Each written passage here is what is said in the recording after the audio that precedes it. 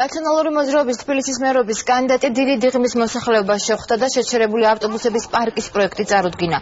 400 ავტობუსზე გათვლილი ავტოპარკის მშენებლობის დაწყება საკრებულოს გადაწყვეტილებით გადაიდო. ნიკამელია მოსახლეობას გამარჯვების შემთხვევაში პროექტის განხორციელებას დაპირდა და მუნიციპალური ტრანსპორტის გაიაფების გეგმაც გააცნო. 400 გამარჯვებისთანავე ამ პროექტს განვახორციელებთ.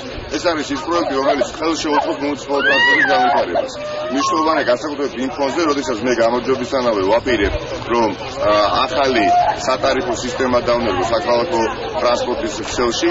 კერძოდ, უფასო იქნება მგზავრობა ყველა სტუდენტისათვის, ყველა პედაგოგისათვის, სოციალურ დაუცველებისათვის და ყველა თბილისელი ისარგებლებს შეღავათიანი, ასე ვთქვათ, გაიაფებული მგზავრობის საფასურით, ნაცვლად 50 თეთრისა, ისინი მეტროსა და ავტობუსში გადაერთიან 20 თეთრს. ნებისმიერი ასეთი შეჩერებული პროექტი პირველ რიგში აზარალებს თბილისელებს.